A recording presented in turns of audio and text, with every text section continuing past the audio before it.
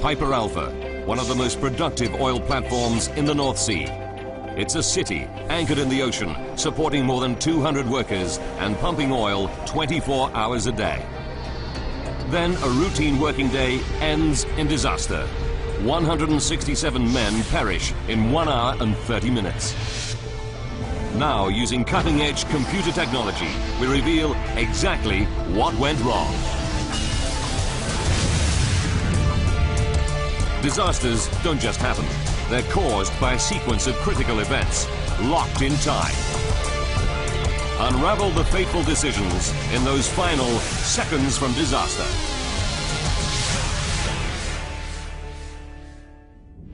Europe, Scotland, the North Sea.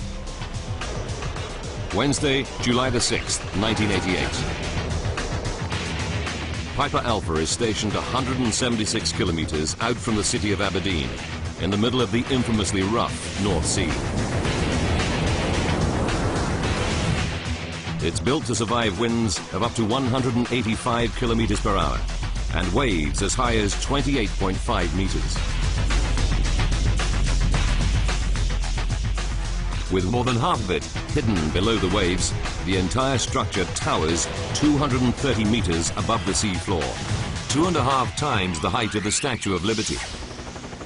But today, the North Sea is having one of its kinder days. There are 226 men on board Piper Alpha. Electrician Bob Ballantyne is one of them. It was one of these absolutely beautiful summers that you get in the North Sea.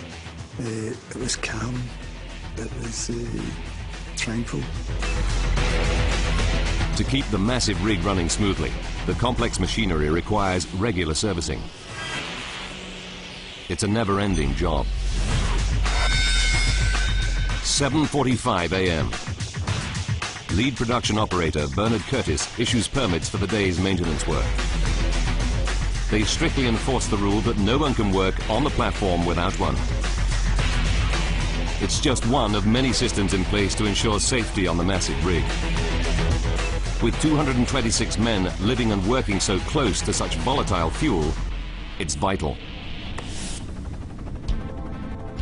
Piper Alpha has been in service for 12 years. Its main job is processing oil. This happens on the production deck. It's made of 4 modules. Module D contains power generation. Module C and B process oil and gas. In Module A, oil is piped up from below the sea floor. Sitting on top of all this is a self-contained city with living quarters and entertainments for the small army of workers for whom Piper Alpha is a home away from home. It all happens 24 hours a day, 7 days a week. 12 p.m. On the production deck, 2 maintenance workers are removing a safety valve. It's a routine job authorized that morning. They're due to finish by the end of the shift at 6 p.m. For control room operator Jeff Bollins, it's just another regular day. There was men doing maintenance, the oil wells were flowing oil, the machines were running, compressing gas. It was a hive of activity. 5:10 p.m. Jeff Bollins begins his final shift in the control room before leaving the rig. It was a good shift because we were all happy on it. It was our last shift and we were going home in the morning, so it was always a good shift, the last one. Jeff talks to the control room operator he's relieving to familiarize himself with the day's business. There's nothing out of the ordinary to report.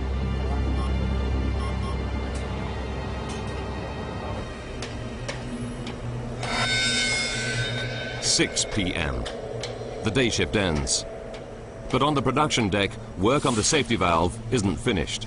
Replacing it will have to wait until morning. It's not a problem. The pump it's connected to is shut down. There are now 62 men running Piper Alpha on the night shift. The other 164 are off duty, eating, relaxing, or sleeping in their living quarters.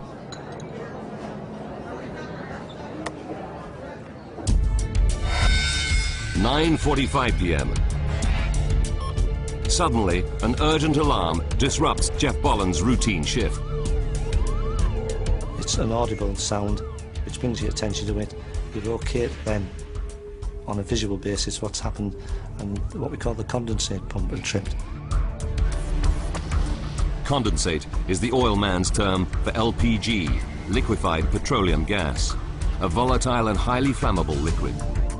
The pump compresses it to a pressure of 78 atmospheres.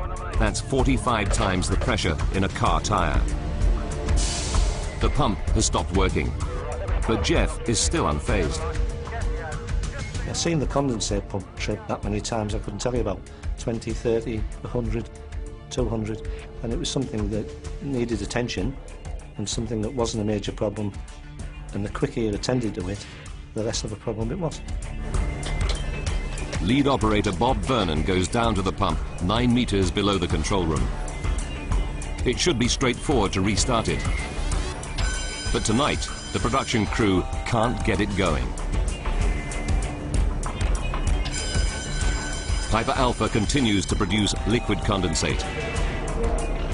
There's now barely half an hour left before the storage tank fills up and the safety systems shut down the entire rig. This could lead to a complete loss of electrical power on the platform. Although not dangerous, it'll stop the rig producing oil, and the crew will go to almost any lengths to avoid this. They're feeling the pressure. Things became more and more of a problem.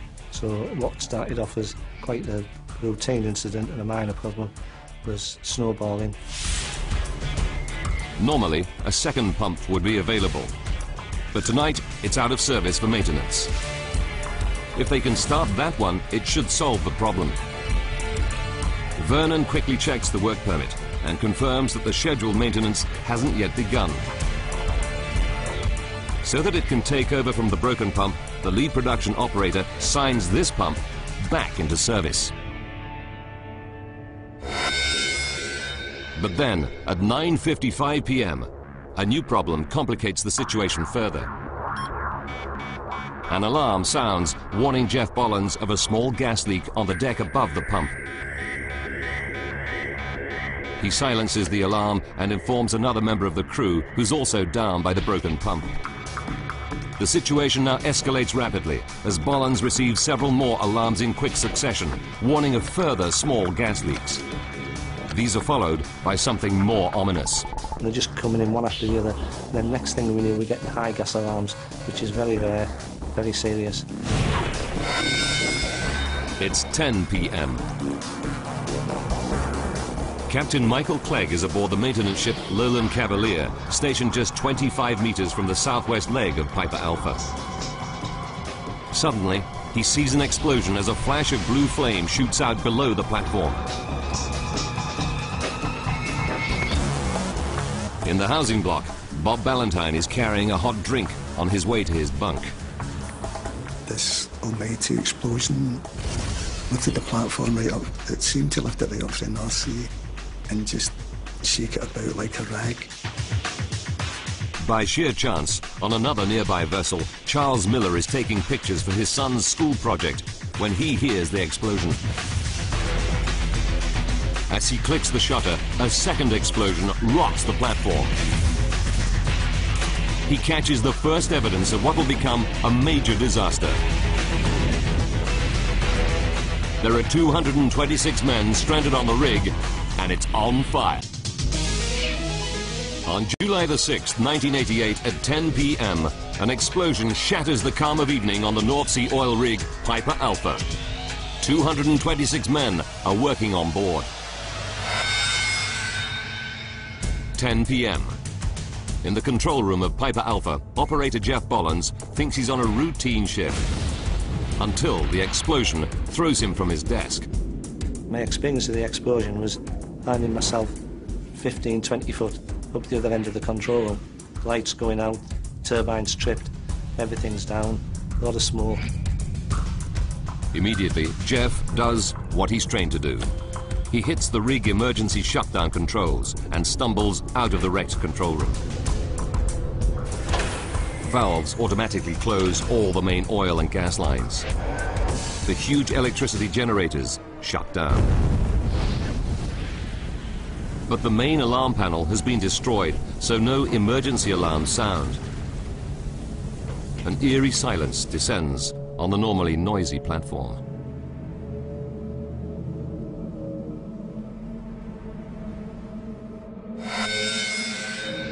"10:05 p.m. This amateur home movie, shot from a nearby ship, shows Piper Alpha just after the first explosions. On the blazing platform, Jeff Bollins and 20 of his colleagues are surrounded by flames and smoke. They're trapped 29 meters above the waves. They need to think fast. And there was nowhere to go except downwards. One of the lads found a rope which he tied to the handrail, and we started climbing down the rope.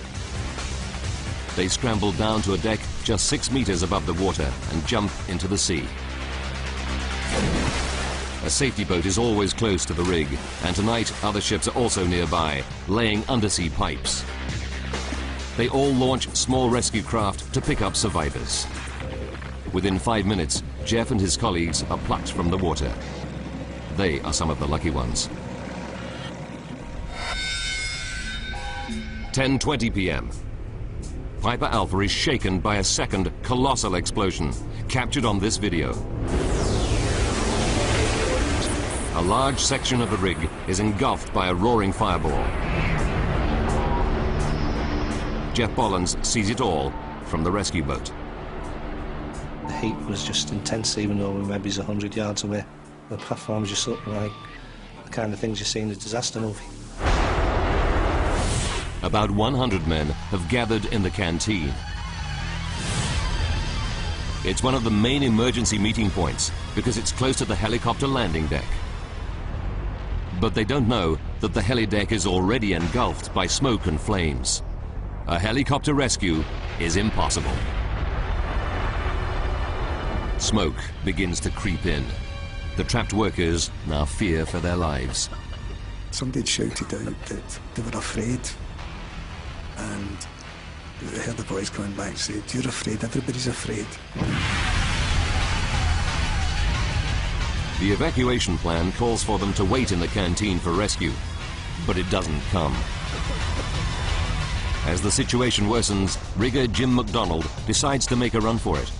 But others trapped with him cling to the belief that help will arrive.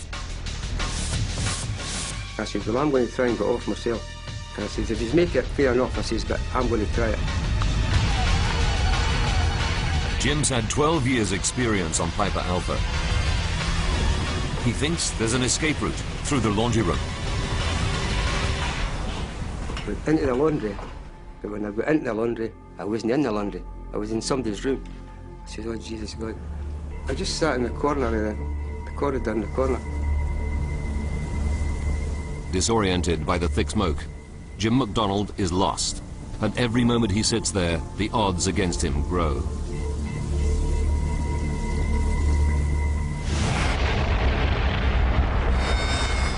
"10:30 p.m. Dave Lambert and some colleagues also flee the canteen. Unlike Jim, they find their way out onto the blazing deck, but they're surrounded by the fires. The flames are getting closer and closer and closer, and the only option we had to go back into the platform or go into this little metal hut. But once they're inside the hut, it hits them. There's no way out. I didn't think we had a chance of getting out, to be quite honest.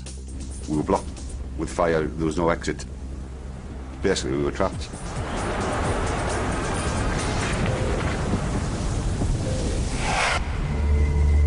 In the living quarters, Jim McDonald comes to the growing realization that he's one deck higher up than he should be.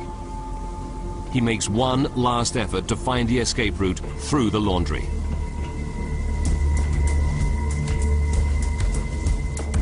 I opens the door and I says, "Please God, be there, be the laundry." And I just opened it and just touched it. Oh, the washing machines. Once outside, he runs across the blazing deck and down to a platform on one leg of the rig. He jumps 21 meters into the bitter cold North Sea. So I went in. When I hit the water, I went right down, and it was great feeling. It was very, very quiet. And very, very still. And then all of a sudden I just shot back up. Jim grabs onto the leg of the rig until a fast rescue craft picks him up. The tears would run down my nose. And this young lad, he said, "Oh, you didn't have to cry, you mister." He says, "You're safe." I says, "I'm just crying with happiness." I was that happy, you know. Working under the platform on another rescue boat is Ian Letham. These photographs show his crew in action. They managed to haul 6 survivors out of the water. We picked up the last 2 people and thought, right, we'll take off now. But as we went to leave, we realised we're entangled amongst debris from the platform. With the inferno blazing out of control overhead, they battled desperately to clear the debris. 33 meters above them, electrician Bob Ballantyne and a group of colleagues are also escaping down the rig. But Bob decides he doesn't like this escape route. I don't know why I changed my mind. I just said, no, I don't want to go that way. While his friends climb down the west side of the platform, Bob begins to climb precariously down the east side. It's a choice that will save his life. 10:49 p.m. Beneath Bob, on the water, rescue boat driver Ian Letham is trying to free his craft from the debris. The heat is relentless. It was like being under a giant grill. I mean, it was so hot. I can remember saying to my colleagues, you know, we're going to have to get out of here. This is getting really bad. And I think it was about a split second after that, there was just a huge whoosh. And I woke up in the water. I came to in the water. 10:50 p.m. Another colossal explosion tears through the platform, scattering debris over 800 meters. Ships 1.5 kilometers away feel the vibrations. The fireball engulfs Ian Letham's boat. Ian never sees the boat, his crew, or the 6 men they picked up again. He swims to a leg of the blazing platform. Another survivor is clinging to it. I sort of looked around one side and the gentleman in question was Bob Ballantyne, was on the other side of the leg. So Ian came floating down the platform, legging him, pulled him in beside me just for human company, that you needed someone there with you. Bob and Ian cling to the structure, and the whole platform shakes as the fires devour it. With every bang went off, this thing shook. I mean, this leg was immense, it was huge. And we were hanging on to it, and it was getting hotter and hotter and hotter. I mean, it was getting really hot. My ears were starting to blister. Bob and Ian leap into the sea. With the last of their strength, they swim to a nearby ship, and the crew haul them out. They're suffering from burns and exhaustion. Up on the blazing platform, Dave Lambert is trapped in a steel hut. But the colossal explosion at 10:50 p.m. rips the end off it and opens up a new escape route. If that explosion hadn't have blown the end off it, I don't think we'd have survived. To be quite honest, there's no other way out. Dave races out of the hut and onto the blazing platform, 45 meters above sea level. As he reaches the guardrail, another explosion blows him over the edge and into the sea. Amazingly, he survives the fall and can see the rescue boats. But totally exhausted from his ordeal, he can't reach them. I had no energy left. And I got to the stage of thinking, oh, God, don't let me get this far and drown. But Dave's incredible luck holds out. At the last moment, a rescue boat spots him and hauls him from the water. As the last survivors are picked up, Piper Alpha begins to collapse. 11:20 p.m. Another violent explosion shakes the platform. Piper Alpha is now in its death throes. One of the cranes collapses. Then the drilling derrick. the whole platform begins to tilt to the east. The main living area containing the canteen where the workers gathered to be rescued tips to the north and slips below the waves. There'll be no rescue. The rest of the platform follows it into the North Sea. By 12:45 a.m., the 20,000-ton Piper Alpha platform is gone. This tiny piece, part of a section called Module A, is all that remains. There were 226 men on Piper Alpha. 167, including 2 rescue workers, die. The tragedy takes everyone by surprise. North Sea oil is the pride of Britain. The country earns huge profits from it. No offshore platform has ever been lost before, anywhere. Suddenly, oil rig workers worldwide can sense a new threat. The Piper Alpha disaster takes just 1 hour and 30 minutes. Now, by rewinding events and going deep into the investigation, we can discover what truly happened. What started the catastrophic chain of events? And how had this massive rig that had operated reliably for 12 years become an inferno? Advanced computer simulation will take us where no camera can go, into the heart of the disaster zone. When the UK government launches one of its biggest ever inquiries, senior judge Lord Cullen brings in 89 expert advisors to analyse every second of the disaster.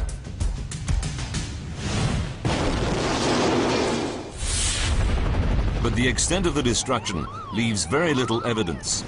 Rod Sylvester Evans spent 2 years working on the investigation. There was no scene left, apart from part of Module A, which was standing proud from the sea. The rest of the platform, all the areas of interest, had, in fact, been lost.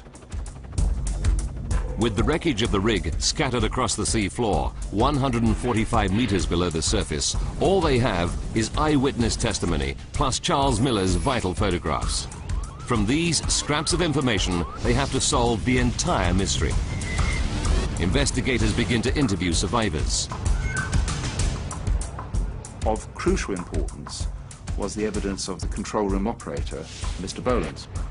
And he had witnessed a series of gas alarms that had come up just before the first explosion.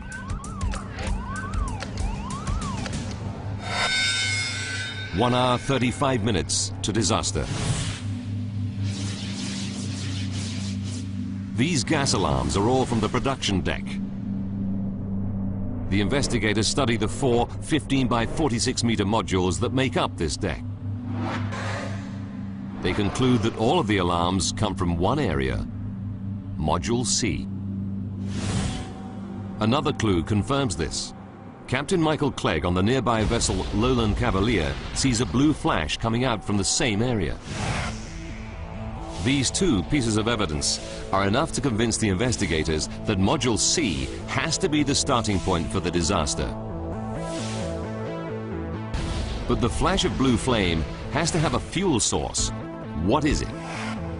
Piper Alpha produces 3 highly flammable products: natural gas, liquefied petroleum gas or LPG known as condensate, and crude oil. All 3 are prime suspects for the start of the disaster. First, they investigate the platform's main product, crude oil. It burns in a very distinctive manner.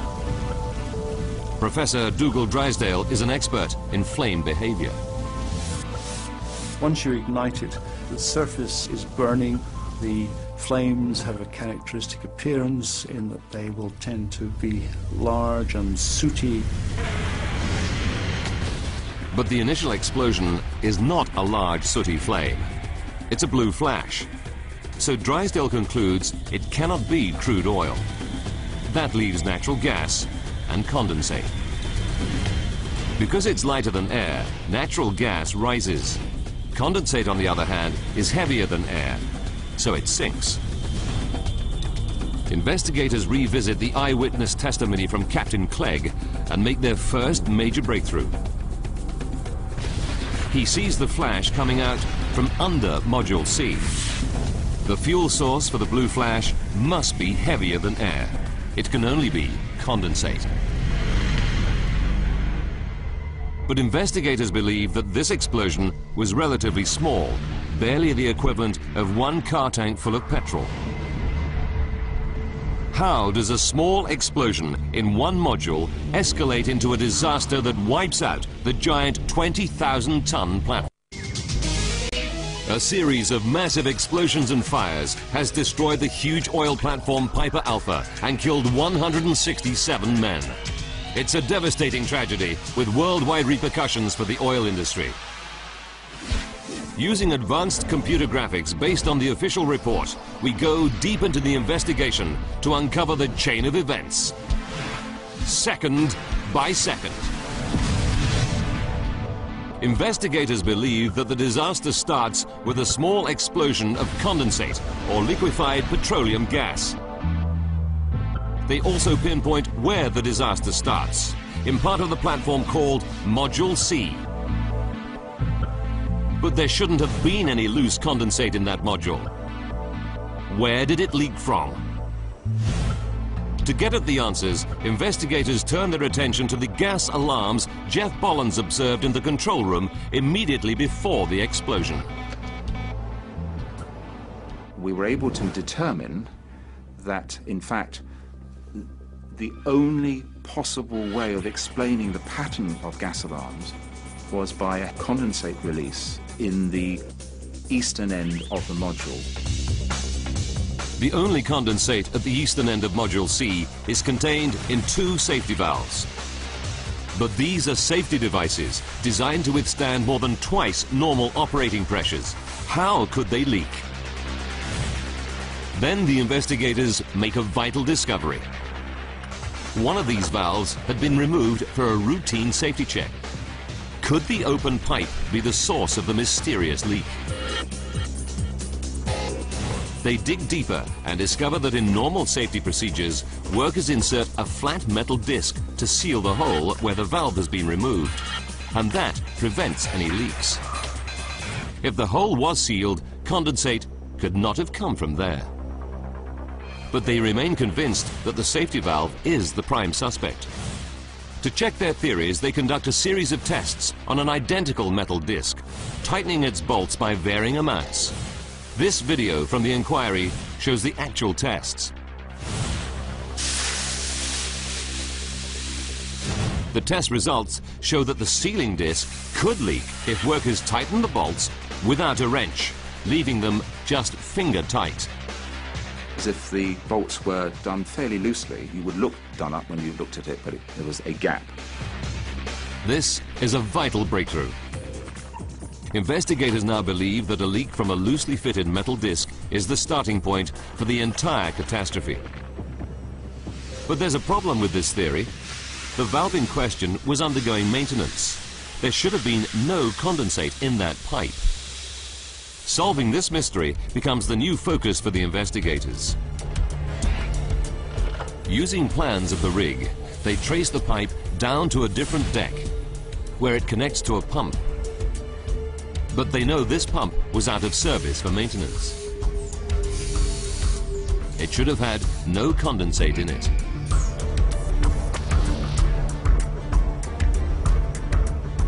Then they talk to the night shift workers.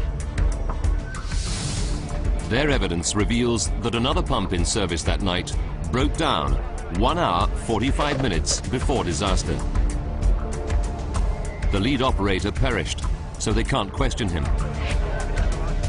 However, the evidence suggests he intended to swap the pump in maintenance for the broken pump to keep production flowing.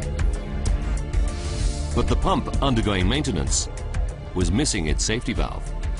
Because the lead operator was seen actually introducing condensate into this pump very shortly before the accident.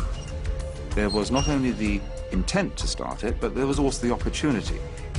Before starting up a new pump, workers must first fill it with a small amount of condensate. This happens 1 hour and 35 minutes before disaster. But this small amount of condensate leaked. The loosely fitted sealing disc, secured only hand-tight, triggered the first gas alarm Jeff Bollins heard in the control room. When the pump was ready to start, the lead operator released more gas into it.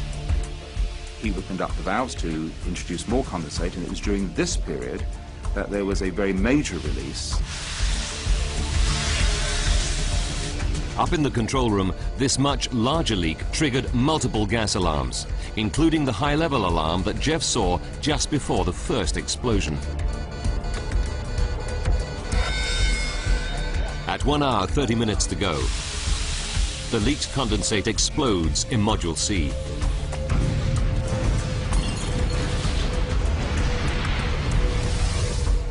Investigators are zeroing in on the chain of events, but there's a break in the link.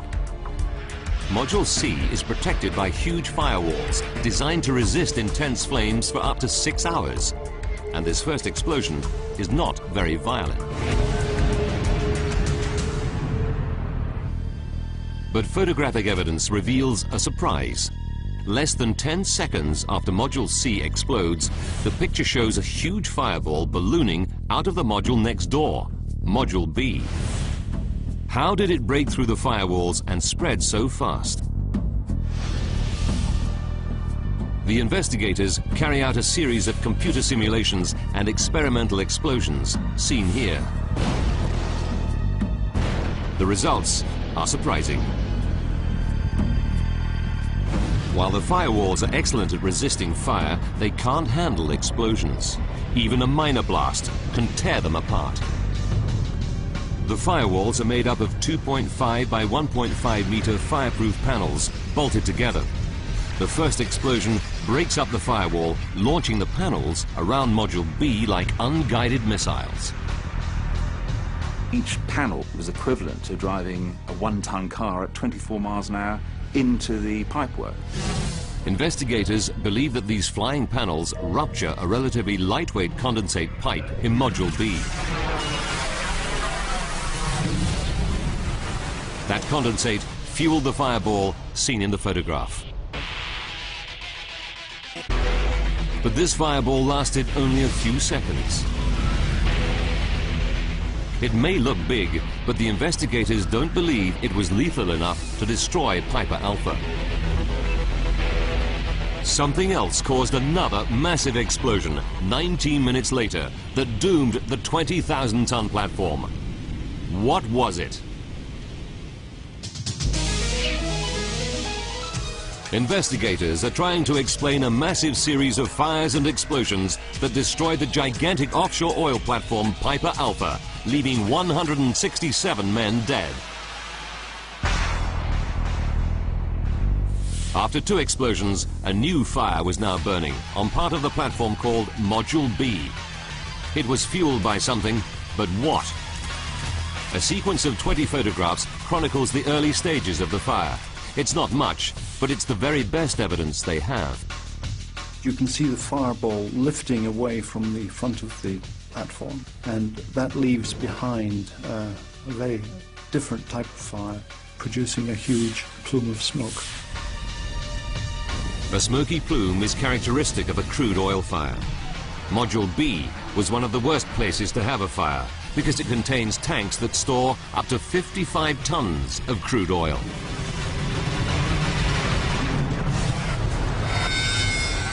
With 1 hour, 10 minutes left, the situation escalates. A colossal explosion shakes the rig.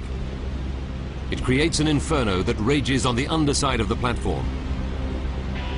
But this new fire is not in Module B, where the first oil fire is burning. It's below it.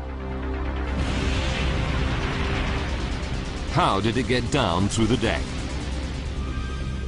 Once again, investigators search for clues in the pictures taken just after the fireball. If you look at the photographs, it's clear that there is a fire below Module B. They realize this can only mean one thing. Flaming crude oil is running downwards to fuel this fire. they're certain that it drips onto an area where the rig's divers prepare for work. But this area is covered by grates. The burning oil should drip straight through the holes and into the sea. Instead, it settles there, forming a large fire. Again, investigators are stuck. Then they discover a vital clue. The divers have placed rubber matting over these gratings. When they were diving, they didn't want to, with bare feet, step on very sharp grating. And unfortunately, above this area was the high-pressure connecting line to Tartan. Tartan is another oil rig close to Piper Alpha. This pipeline carries high-pressure gas to it. Investigators now believe this oil forms a burning puddle on the rubber matting directly under the pipe, containing gas pressurized to more than 120 atmospheres, 70 times the pressure in a car tire. Without this rubber matting, the fire might have been contained, the whole catastrophe prevented. But with it, the pipe heats up quickly, weakening the metal. Intense heat, weak metal, high-pressure gas. The next event is inevitable. And when it burst, there was somewhere between 15 and 30 tons of high-pressure gas ejected almost instantaneously, and that is what is seen in this huge fireball, 150 meters in diameter, completely engulfing the whole of the platform. Gas pours out of the burst high-pressure pipeline at the rate of half a ton per second, equivalent to nearly the entire domestic consumption of gas in the UK. It continues to do so for a further hour. The failure of the high-pressure gas pipeline changes everything. There was no way back. It's really melting the center out of the platform.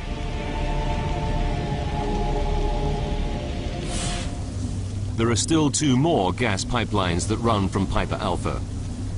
The larger of them contains 1,120 tons of pressurized gas, 3 times as much as the one that has already burst. Investigators realize that it was now just a matter of time before these other gas pipes failed. 1 hour, 10 minutes before the breakup of the rig, there was no hope of stopping the inferno. An even larger explosion shakes Piper Alpha. One of the 2 remaining pipelines has burst. Bob Valentine survives it. His friends on the other side of the rig are not so lucky. There was an explosion and they were caught up in a fireball and incinerated. Ian Letham's rescue boat was tangled in debris below the rig. The explosion destroyed the boat and killed everyone on board, except Ian. I ended up in the water, looked around the place, and the whole place was just alight. The sea was alight, everything was alight. By now, the fire is so great, photographic evidence is useless. So investigators gather electronic data from other oil rigs connected to Piper Alpha. 40 minutes to go. The investigators discover that the gas pressure in the larger of the 2 remaining pipelines begins to fall rapidly. It's this which is now burst. Only one gas line, connecting Piper Alpha to the Claymore platform 35 kilometers away, remains intact. 10 minutes remaining. There's another massive gas explosion. It's the final pipeline failing.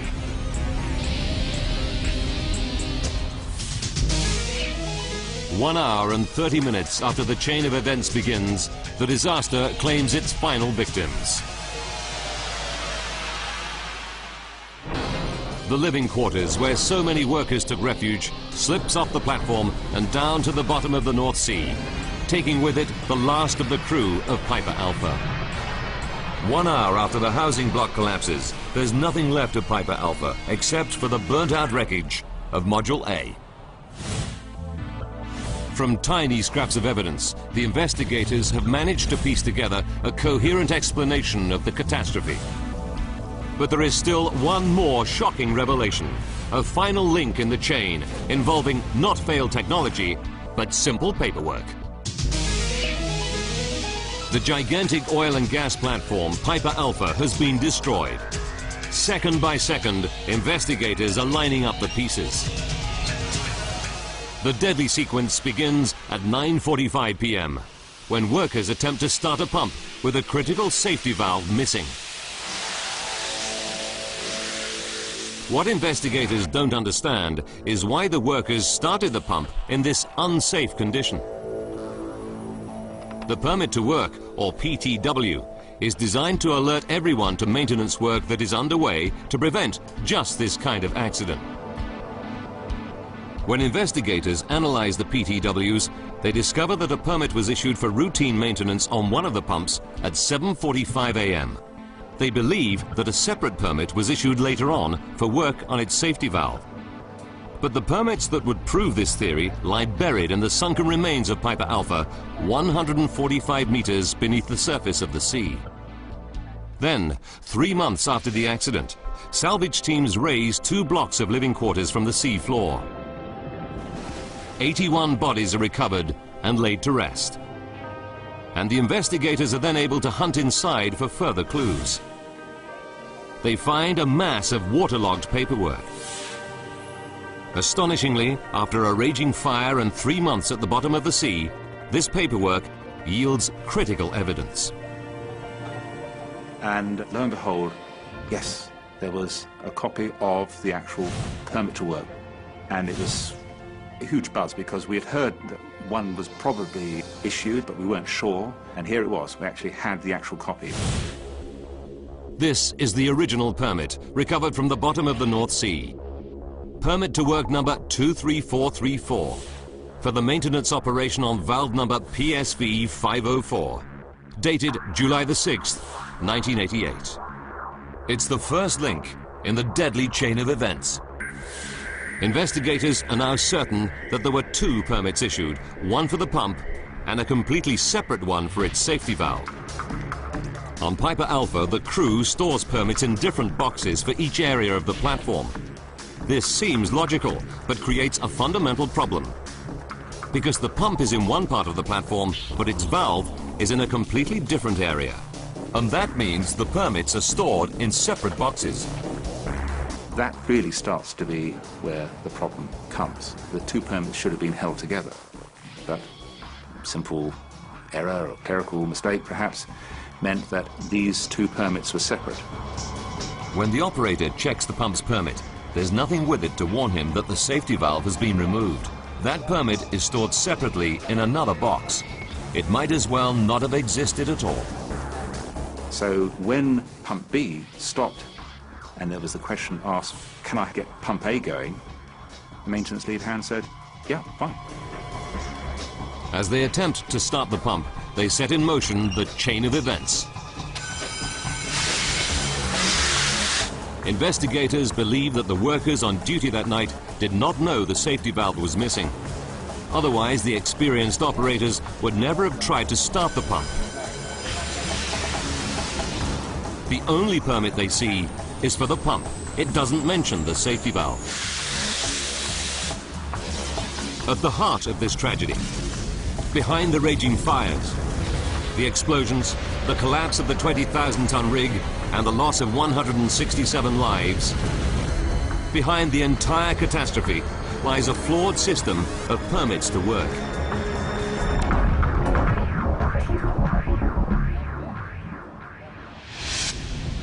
A tightly linked sequence of events leads to the disaster on Piper Alpha.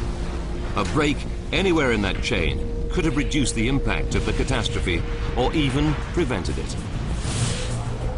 If the permit system had been effective, the night shift would have known a safety valve was missing. If the flat metal disc had been fully tightened, the condensate would not have leaked.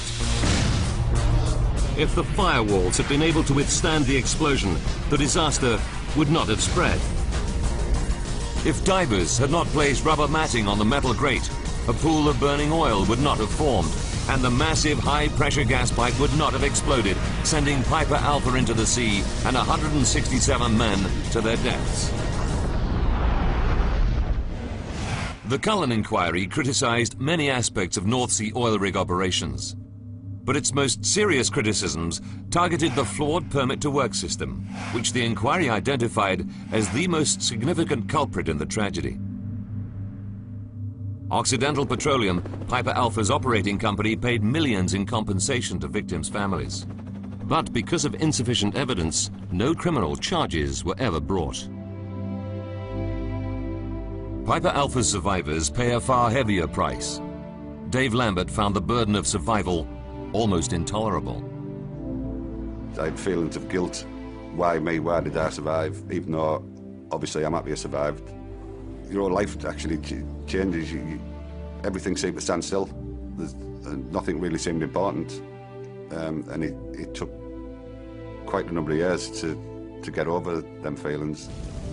For Ian Letham, sole survivor of his rescue boat, the effect has been more fundamental. I was always happy, didn't care, get on with it, bit of laugh. Now I find life's too short now. I find I've got awful serious. You know, I can't be bothered with insignificant things anymore. I just crack on with important things now. That annoys me because I liked the way I was before Piper. I don't particularly like the way I am now.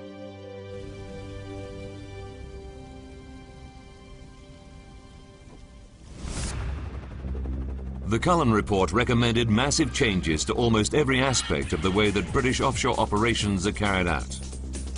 But the lessons learnt have repercussions for the oil industry in Britain and worldwide. The hope is there will never again be a disaster like that of Piper Alpha.